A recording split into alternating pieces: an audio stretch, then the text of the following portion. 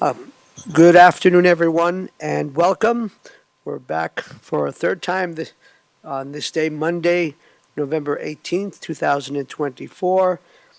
It is 1:30. This is our weekly work session with Community Planning Infrastructure and Resources. We have 4 items on the agenda. With that in mind, I will introduce the commissioners and our county manager, and we'll go from there. John Kafalis, Chair of the Board, District 1, Kristen Stevens from District 2, Jody Shattuck McNally from District 3, and of course our County Manager, Lorenda Volker. I think we can turn it over to you, Leslie, and Yes, and I will turn it over quickly too, but Leslie Ellis, Community Planning, Infrastructure and Resources, and we do have 2 departments here and a special guest. I'll let Amy introduce everybody here for our first item, and then we'll move on to our natural resources item after that. So I'll hand it over to you, Amy. Thank you. All right. Good afternoon, Commissioners. Amy White, Code Compliance Supervisor. I'm joined here with Assistant County Attorney Christine Leckison and also by Larimer County Treasurer Irene Josie to discuss a little bit of a new process that we have developed. So, having said that, I did prepare a memorandum to provide a little bit of context regarding the need for a resolution to certify code compliance fines to the Treasurer. Pursuant to Colorado law, county code compliance departments can fine property owners who refuse to bring their properties into compliance with the land use code. Those fines can be placed as a lien on the property if the owner refuses to pay them. On September 19th, 2023, the county attorneys on behalf of the Code Compliance Division filed a case in county court regarding a property that refused to come into compliance with land use and building code regulations. The business is Jake's Farm, and it's located at 3620 East Eisenhower Boulevard in Loveland. The property is zoned RR2, which is residential rural. The violations include operating a commercial U-Haul business, allowing boat rental and storage, allowing the public to access a farm stand in a building approved for personal storage only, selling metal yard art, neon signs, and firewood, storing unlicensed and inoperable junk vehicles and outdoor junk and debris, allowing individuals to occupy recreational vehicles, and finally, the construction of an unpermitted addition to the barn. The defendants did file an answer to the complaint and agreed to enter into a stipulation that established deadlines for certain actions to be taken to bring the property into compliance. The defendants failed to adhere to those deadlines, and Larimer County then filed a motion to impose daily penalties pursuant to CRS sections 30-28-124 and 30-28-124.5.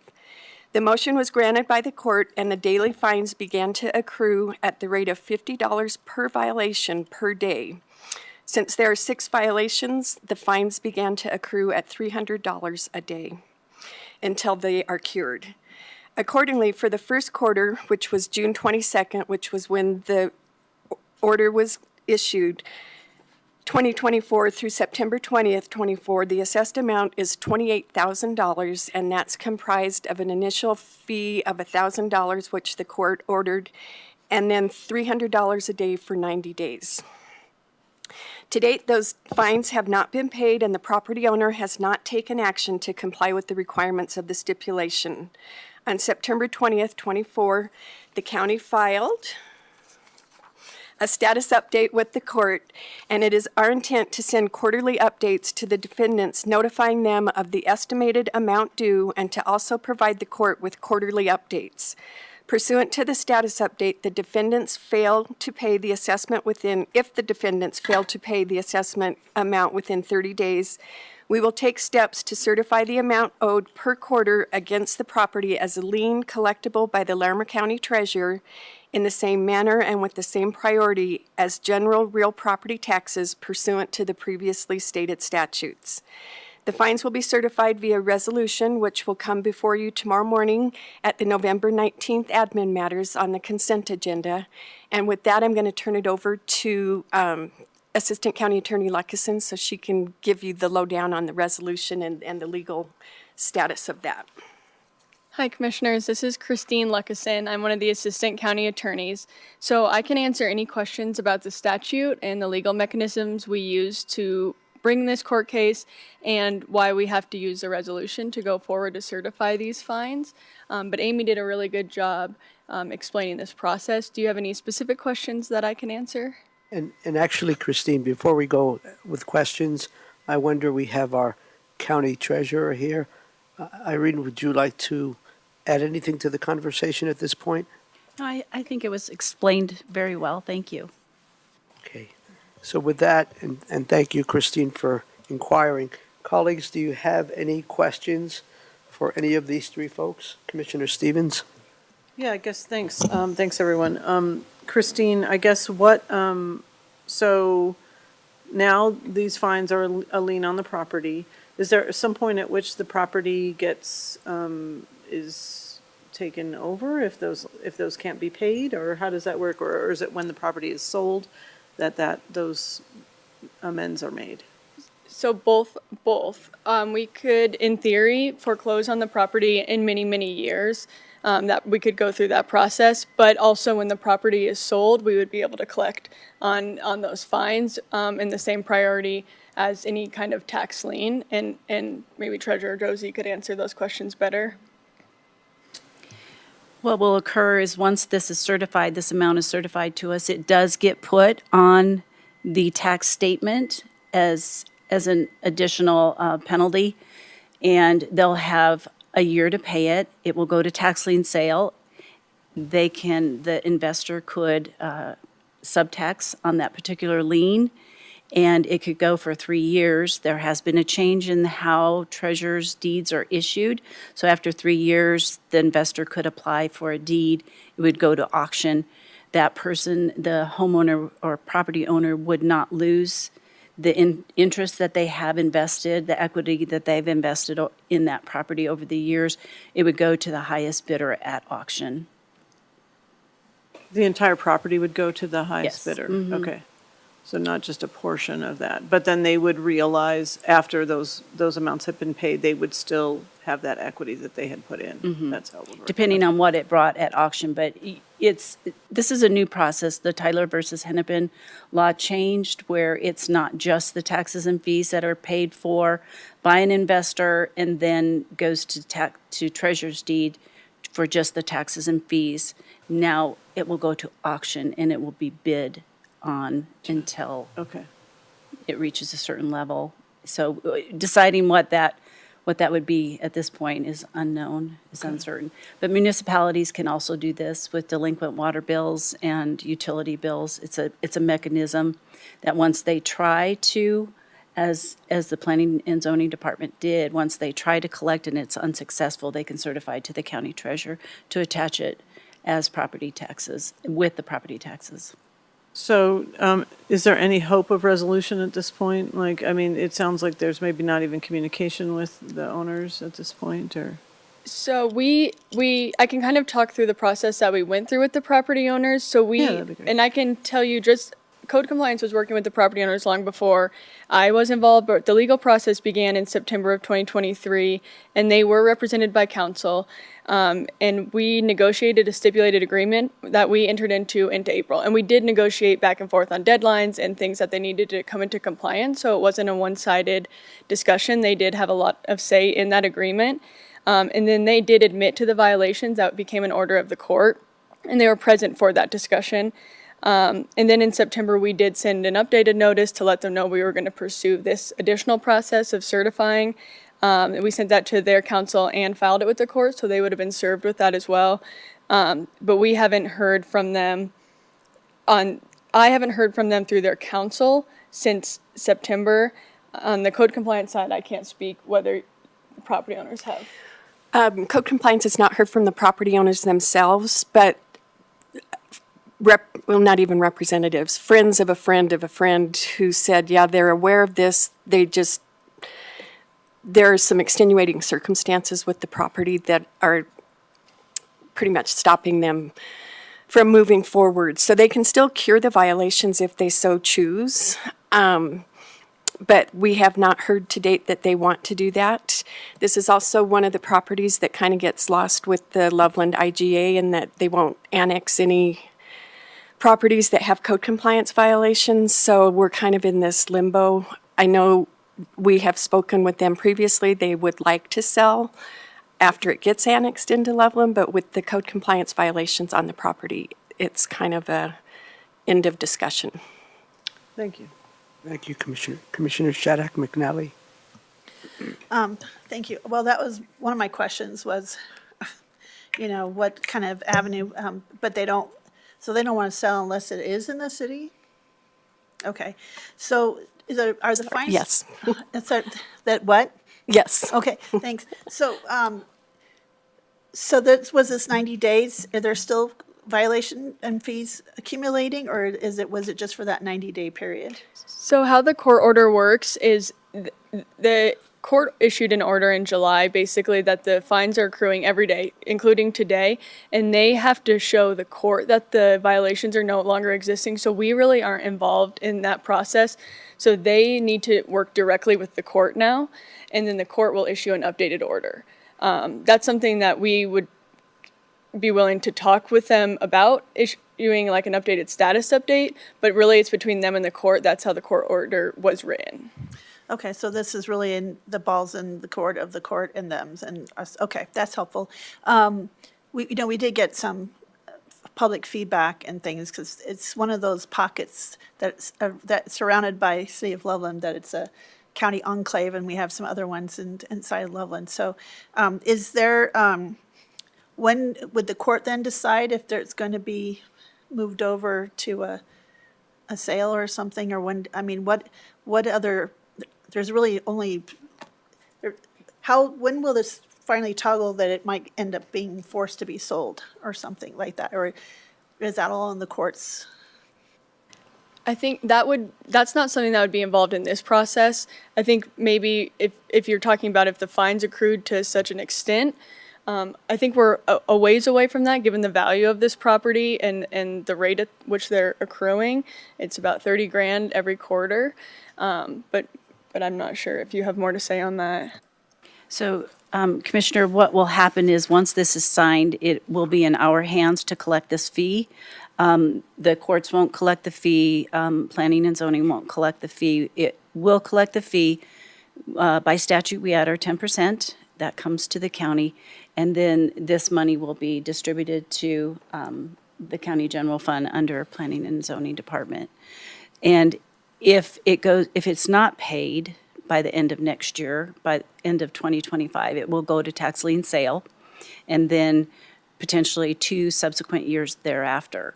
So it's a 3-year process. Okay. Before a treasurer's deed would be issued in this process, if it continues forward. So by that time, it could have 3 years of, potentially, with what the court says, 3 years of fines. to Potentially. accumulate. Okay, thank you. That's what I was trying to get around to. I was just wondering how high it got before something happened. All right, thank you.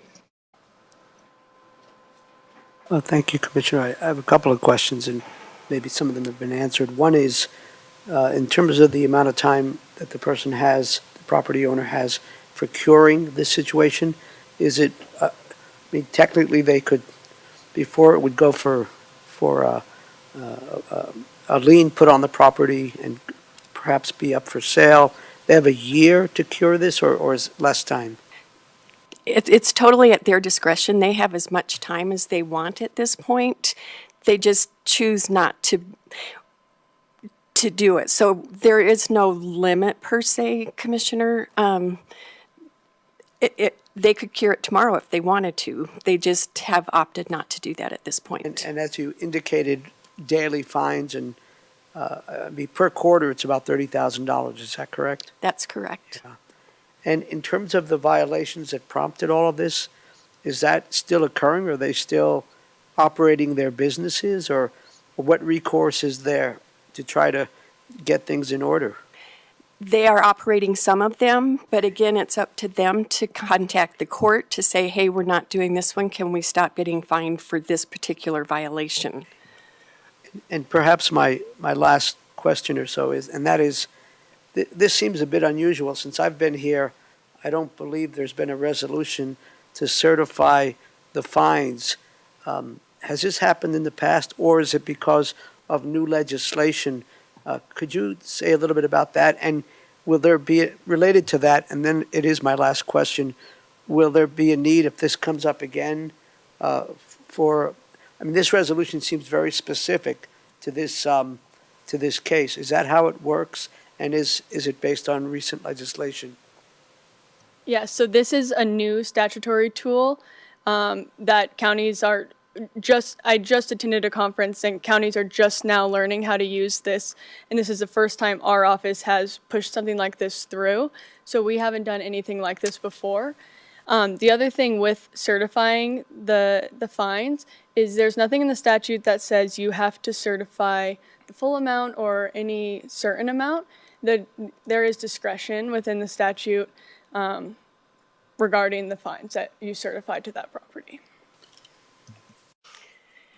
So yes, Commissioner, this is the first time we've done this, which is why we thought we should bring it to a work session so you all could kind of understand the background and that we have been working with the Treasurer's Office and that it's not just something we're out there doing.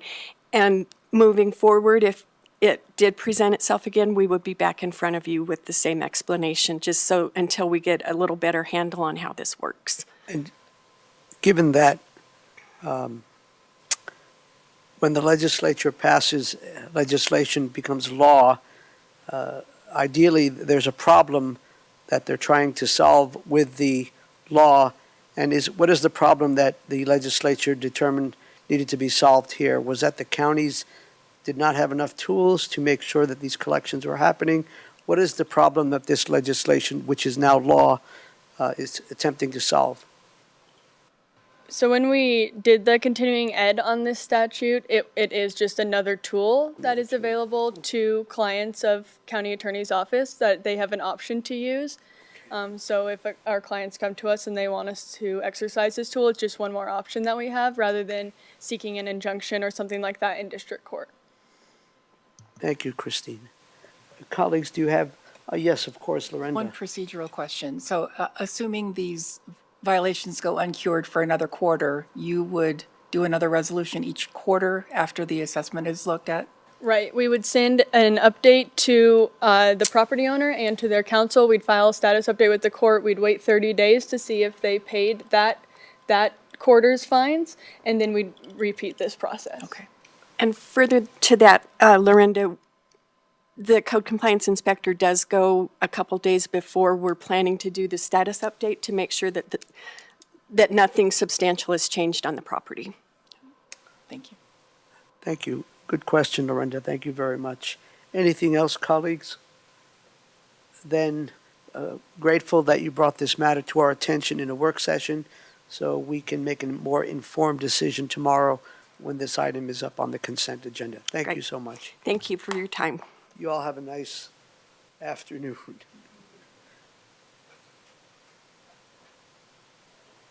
And thanks to our code compliance inspector.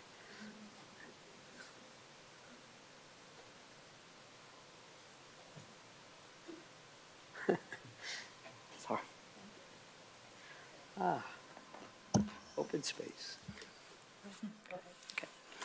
All right, good afternoon. Megan Flanagan with the Natural Resources Department. And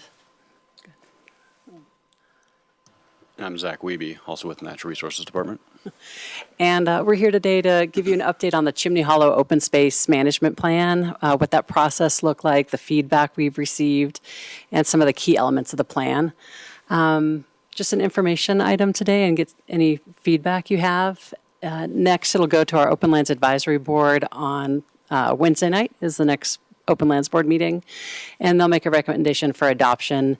It gets signed at a department level. So with that, Zach. Great. Well, good afternoon, everyone. I've got a few slides to share with you, as Megan mentioned, to update you on the process and status of the plan. So we'll quickly go over a little bit of background and what we've done to date in terms of public feedback collection, summarize what that is, and then how that's informed what we are currently planning to add for public access. So just as a quick overview, as I'm sure many of you know, Chimney Hollow Open Space was acquired in partnership with Northern Water in 2004. It's west of Loveland, and this map shows a larger context of where it sits in relative to Carter Lake and some of our other properties in that area. The hatched blue shows the future reservoir and the northern ownership around it. And then the green to the west of that is the county's ownership. And all of that together will be collectively managed by our department for public access. So going into this plan, we really wanted to collect as much information about the site as we could in terms of its ecological values. We've been doing that for since the beginning, and then use that information along with the public feedback to identify what the appropriate type of recreation and visitor access is. And we also, as we do with many of our properties, developed management zones that kind of describes what type of access relative to the experience and habitat protection. And then using those zones, figure out what we're going to build. And I have some slides that kind of show some renderings of what that's going to look like. And then we're always looking for ways to educate our public about these open spaces in the natural world. I do want to share that we are operating with some sideboards that come from agreements that we have with Northern Water that were executed back in 2004, and then more recently we've executed a recreation lease that describes how we'll manage the properties, not dissimilar to what we do with the Bureau of Reclamation on our other reservoir properties. But those stipulate a few things that directly impact what we can provide to the public there. And I've listed the kind of salient ones here, which are no overnight use is one of them, so that means no campgrounds. Then also it's intended to be a wakeless boating area, so not non-motorized, but wakeless meaning less than 5 miles an hour. And there's a horsepower restriction on motors as well. We've always agreed that we won't have public access there till the reservoir is built and filled. And then there are some, footprint considerations for approval, both with Northern, but also with the conservation easement that's held by the city of Loveland. And I'll just comment that the reason for those restrictions are primarily to protect water quality as well as visitor safety. So we kicked off this effort by engaging the public this spring. In March, we assembled a technical advisory committee, that's the TAC acronym, that was comprised of a wide array of experts in fields of public land management and ranged from our agency partners to recreation groups to ecological experts, and held a meeting to kind of kick things off with them. Then a couple public open houses, one in person and one virtual. We had fairly good attendance to those. And then similar to what we're doing now, we went to the Parks Board, Open Lands Board, and then really collected the bulk of our feedback through a project website, which was launched then. And we kicked off a survey to just give the public a chance to tell us what they want to see on this site within those sideboards that I described. And we got a pretty good turnout. Over 500 citizens filled out the survey.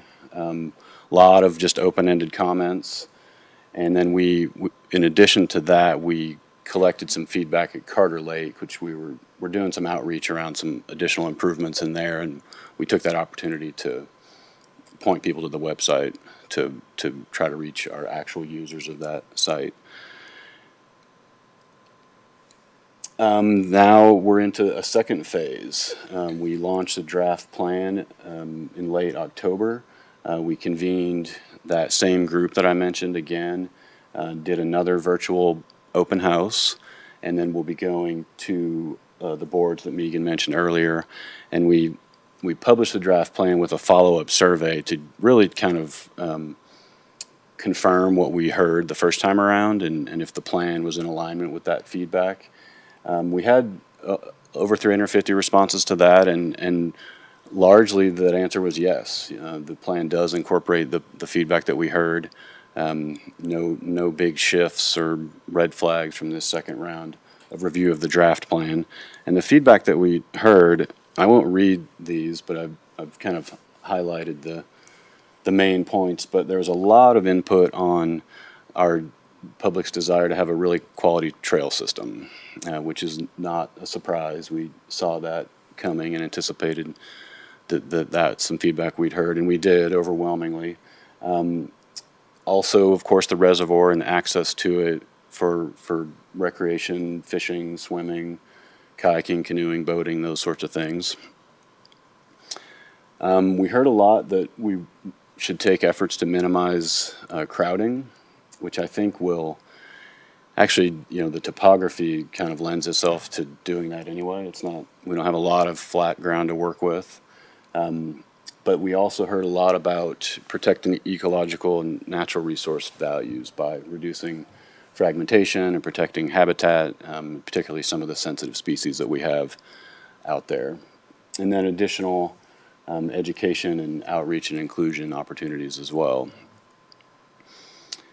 So using all of that feedback along with the data that we've collected for years now, which this next map shows some of the topography as well as some of our more important ecological resources. You can see the riparian areas, the little green blobs. I know the legend's difficult to see, but the green blobs are sensitive vegetation communities.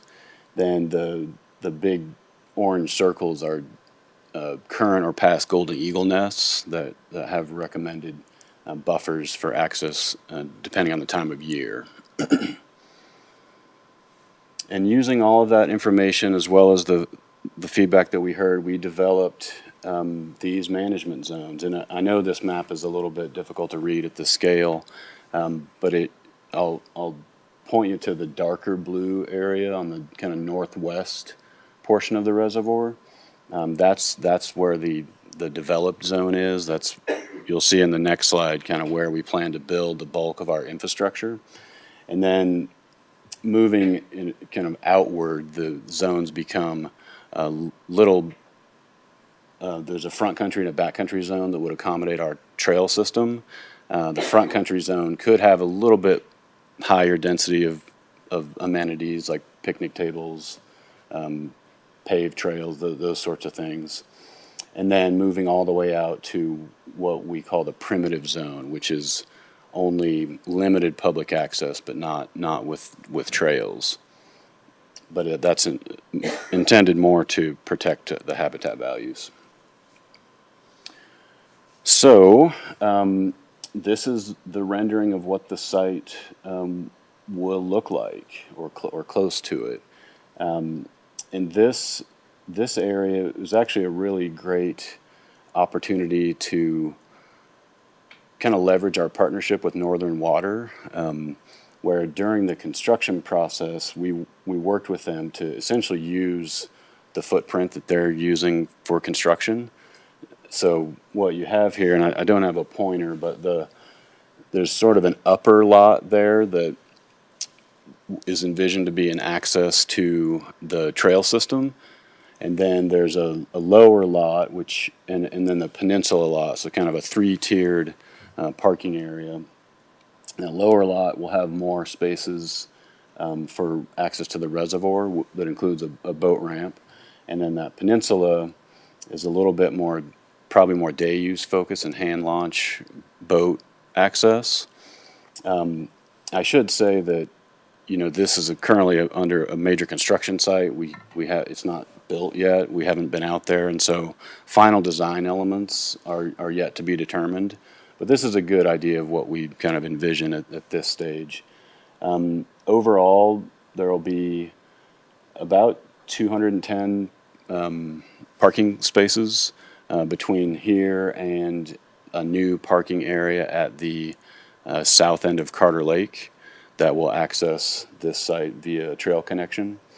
And then I won't read all of them to you, but kind of just reservoir access amenities, and then all the typical day use things that you might see at our other reservoirs. And we're excited to pursue ways to improve usability and accessibility in particular at this site. That's not only feedback that we heard, but also efforts that we're trying to make across our system. And I think this is a great opportunity since it's a blank slate, basically. This is, we haven't, similar to the final designs here, we haven't been able to design or lay out a trail system yet, but we do have a sense of what we want that to look like. And first and foremost, that it be sustainable, and then it be driven by the experience that we hope to provide to our visitors.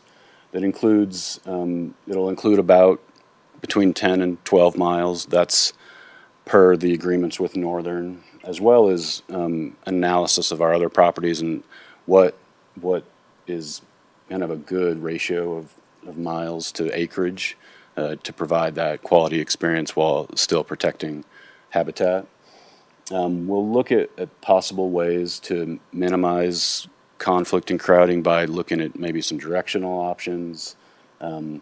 Probably the trails will be multi-use for all of our users, but we could look at ways to have alternative lines for different uses and things like that once we're actually on the ground. The trail system will exist in 3 of those zones that I described earlier, and then we'll connect over to Carter Lake. And as we always do, we'll look at other potential connections elsewhere should they ever prove feasible. We'll also continue to work towards managing our ecological resources, first and foremost by simply protecting them by how we allow public access, but then being a little more proactive on how our forest management activities, vegetation, invasive species control, more active restoration where it might be needed. Luckily, the site's in really great shape, ecologically speaking, and so, but we recognize that introducing the public there could change that in some ways, and so we'll continue to monitor, as we do with most of our properties, for those impacts. And this is a little bit outdated now, and Megan touched on our timeline, but we are going to our advisory boards this month. We went to the Parks Board already, we're here today, and then to Open Lands Board Wednesday. And then we'll incorporate any feedback that we hear along with public input and internal input and revise the plan before finalizing it later this year. And in closing, I'll just say that the plan, which is available on the website, probably with the feedback that we've heard and all the input so far related to that plan review, it won't change a lot. I think there's some places where some additional clarification would be helpful, elaborating on a couple things here and there, but nothing truly substantive is anticipated to change based on this second round of feedback that we've gathered. So with that, I know that was a quick overview. Hopefully it was quick, but would love to entertain any questions or comments you have. Thank you, Zach. Thank you, Megan. Colleagues, questions or comments? Yes, Commissioner. Thank you all. It's really super exciting, and just glad to hear that, the second round, they basically felt like you listened and heard. That's really great feedback. So thank you. I know you guys have done a lot of work for outreach and commend you all for a job well done. I curious back a couple slides about the habitat and species. At NOCO Places 2050. I think, were you there, Zach? We had a great presentation on the winter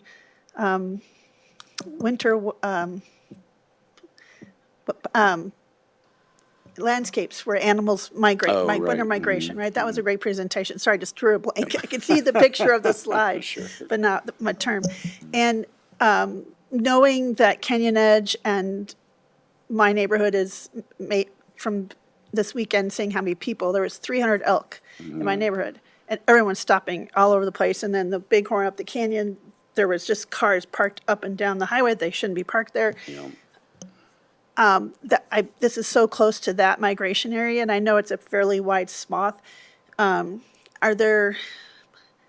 have we looked at that with the migration in that area as well, and how much that will be impacted by this, and how we kind of coexist? So just what happened yesterday, they were all over the place, and it was just really a hazard. Them crossing the road on both sides, and just cars stopped, and I just was hoping nobody got hurt. But Yeah. no one did when I was there, so. That's good question. And the elk population is definitely something we're keeping tabs on because it is a migration corridor, and their movements will certainly change after a big reservoir is built there. And so we've been in touch. We have a CPW representative on our technical advisory committee. We've also been in touch with Fort Collins and a little bit Boulder County Open Space, because they both, fairly recently, have seen resident herds at Bobcat Natural Area and then Rabbit Mountain Open Space, which are both right in that same latitude, so to speak.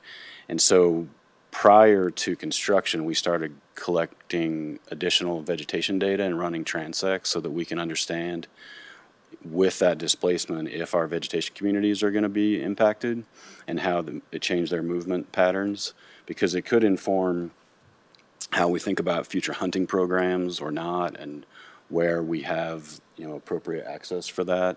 But also, should we ever have a resident herd like at Bobcat and Rabbit Mountain, which is really can cause quite a bit of resource damage, we want to make sure that we're ahead of that and monitoring it so we can take adaptive management actions.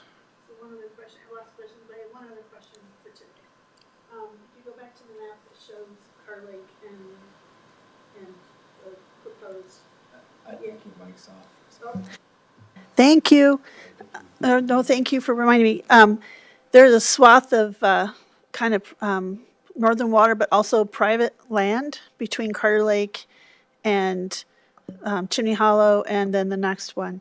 I happen to know some of those landowners, they're large pieces of property. Curious, do we build, since they'll be also seeing extra, they can see both reservoirs, or will be able to see both reservoirs from their property. Is there any reach out to kind of partner with them about their feedback or any potential impacts to their property, or how with migration and stuff, and how we can kind of have them as partners and developing that relationship now as we were starting to build this and get ready, especially if they've been in contact with Northern Water? I'm just curious about that. Yeah, and you're referring to between the two reservoirs land? Yep. Yes. So one thing I didn't describe is that the east side of that area will actually be closed to the public. That's per that original agreement. That doesn't entirely answer your question, but that is one thing that will be a limitation, and one reason is so the public won't trespass. In terms of outreach, I know that I might let Megan answer this one, because we've been in touch with a number of landowners in the vicinity. But yeah. Well, I knew it was going to be closed, and that's why I was Yeah. talking that maybe it's better to kind of develop those relationships now, so. Yeah, and we, as part of our public meetings, we sent invitations to all the neighbors within a quarter mile. So we captured, all the folks up in that white strip. And that particular issue didn't come up, but that's something, we're always open to working with folks on. A lot of cross-boundary management issues over time as well. Thank you. Commissioner Stevens, do you have anything?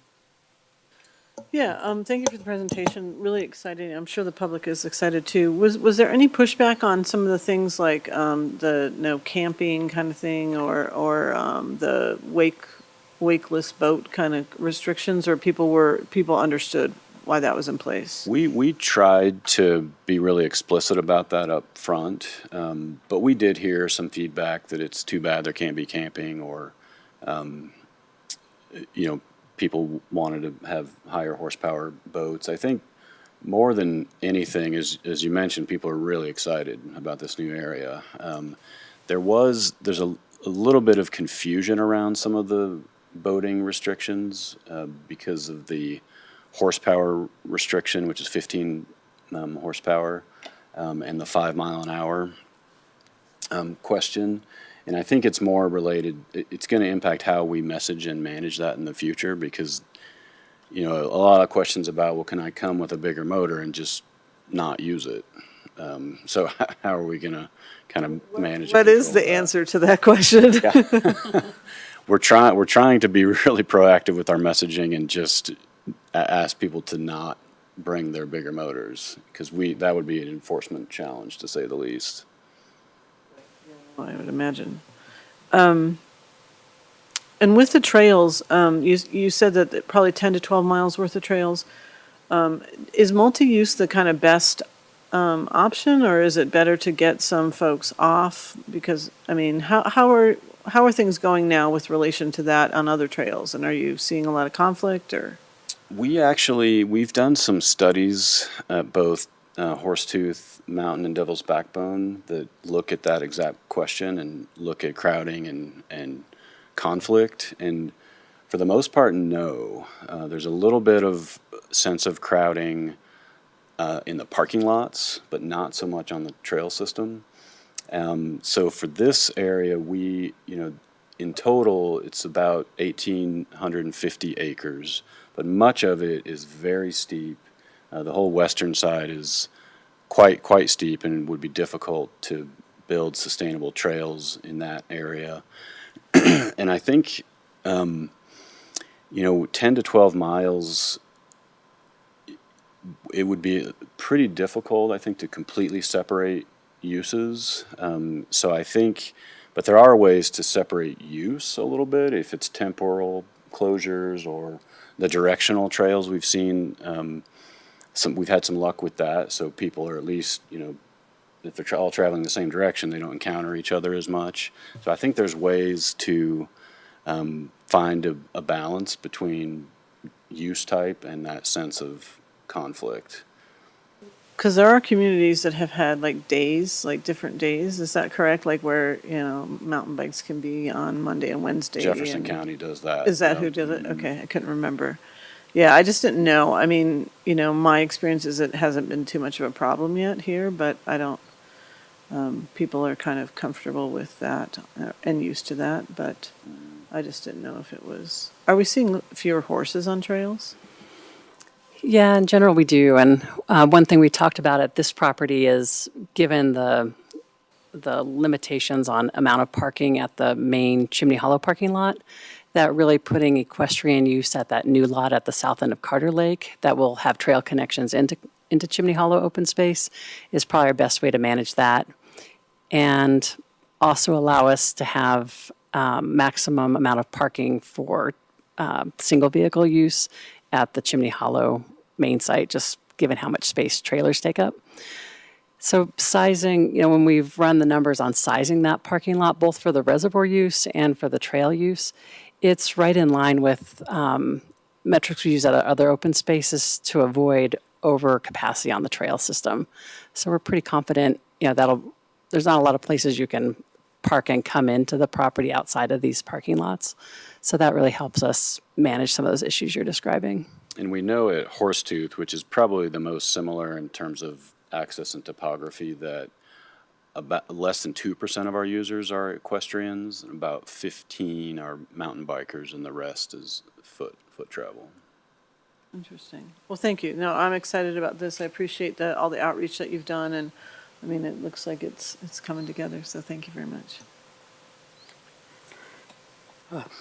Thank you, Commissioners. So just building on that most recent conversation, multi-use trails and regarding access, it sounds like they'll be available for horseback riding, for mountain biking, including e-bikes, and then, folks who just hike. Is that correct? So yes, with one clarification on e-bikes is that we allow class 1 and 2 e-bikes on our paved system. On our natural surface system, they're allowed as an other power mobility device. That's right. And regarding further access, and there was a reference in one of the slides to people with mobility challenges. Will any trails accommodate the needs of people in wheelchairs? Could you say a little bit more about the day use facilities for folks in wheelchairs? And also related to that, or indirectly related, will there be a swim beach? And yeah. Sure. I'll start with the swim beach one, which is there will be designated swimming areas. We actually heard quite a bit about folks wanting open water swimming opportunities, and so we'll end up probably zoning the reservoir as well as the land for different types of activities. But I think given the wakeless situation here, that there's less of a safety concern for people swimming, and so yes, there will be swimming areas. Beach might not be the right term, depending on the available substrate and topography, like we have at Horsetooth. But shoreline access, we can commit to that. And then to answer your question about accessibility, we are excited to, and again, we're not on the site, the reservoir isn't there, so it's hard to design some of these features, but we are excited to add some wheelchair accessible amenities. There's some pretty neat things out there for boat ramps and ways to, provide even boat access and adaptive amenities. So we are interested in looking at that. And about 15 or so of our staff recently completed a 3-day training with a consultant to look at our system and evaluate it and audit certain open spaces to help increase our understanding of how we can do a better job at that. Great. Thank you, Zach. Thank you, Megan. Anything else, colleagues? If not, we can move on to the final 2 items on our agenda. Thanks for all the good work. I Thank believe you. we're all excited. Looking forward to finding a sandy spot to go swimming.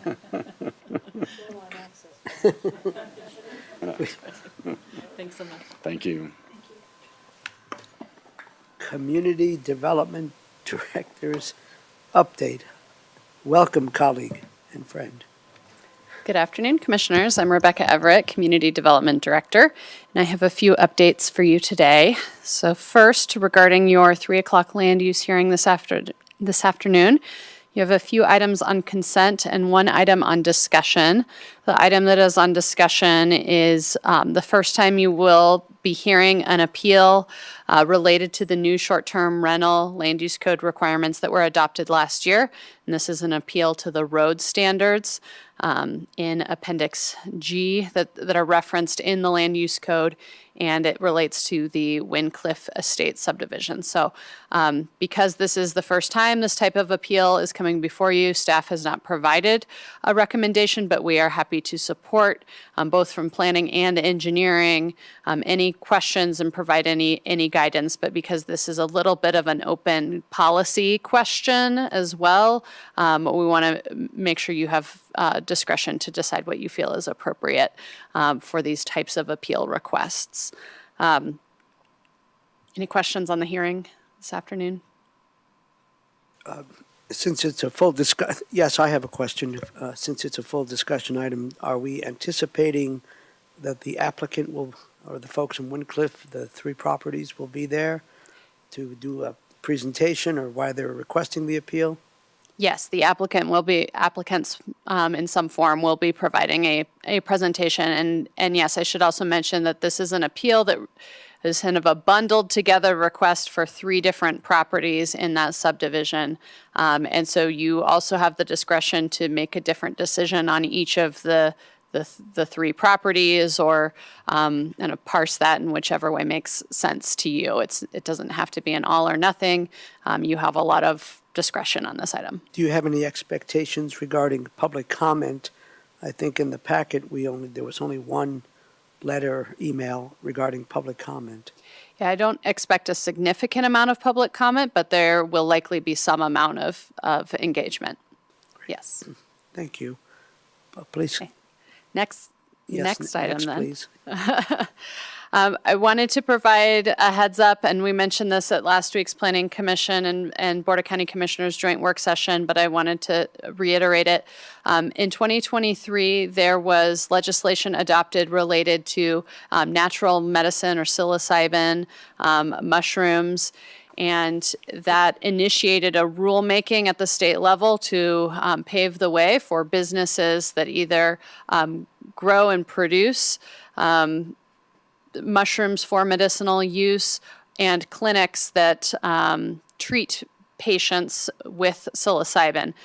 Those rules were adopted in October of this year, and the state will begin issuing licenses and accepting and processing applications starting in January of next year.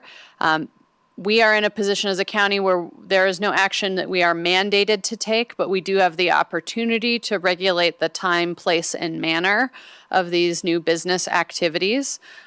Because it's been a pretty tight window to understand what rules were adopted at the state level and what authority we might have and assess our own code to figure out how it could fit in there. We are working on a bit of a short notice land use code amendment. We will be bringing those code amendments to the Planning Commission in December and likely to Board of County Commissioners as early in January as we can to try to get something in place that can help us to regulate these businesses in an appropriate way. It will likely be a fairly minor code change at first to make sure we have a baseline regulation, and then we can monitor from there to understand what the level of interest is in our community, what types of businesses we're seeing interest in, and we can respond with additional regulations or code changes in the future if we see that there's a need for that. Are there any regulations at the state level regarding time, place, and manner? Yes, I don't have a complete list and a complete understanding myself. I know we have our attorneys and staff looking into this, but there are restrictions, for example, related to proximity to schools. And it's treated in some ways similarly to marijuana businesses. But I don't have that full list. But yes, there are some restrictions at the state level. Is it true we can't ban them, we just have to regulate them? That is correct. We cannot prohibit these businesses, but we can regulate where and how they operate. Yes. Are we looking around the state for other counties who are doing this that maybe many hands make light work, or anyone who's trying to tackle this as well, on any exemplars or things that they have accomplished? Just curious. Yes, we have participated in some calls and outreach with other local governments and have been trying to get an understanding of what some other cities and counties are doing. We're looking at what Boulder, I can't remember if it's City of Boulder or Boulder County, but one of those entities has put some regulations in place. So we've looked at those as an example. Those are the only ones that we're aware. The only community that we're aware of having adopted any regulations yet, but we'll continue to monitor and see what we can find elsewhere so that we're not reinventing the wheel. Thank you. Are there other areas that we're looking at changing land use code right now? Not in the next, month or so here. I do plan to present to you all in a couple weeks about the community development work plan for 2025, and we do have some topics identified for land use code updates in 2025 that would be part of either larger packages of code changes or other policy topics. Okay, and that will be here soon, because I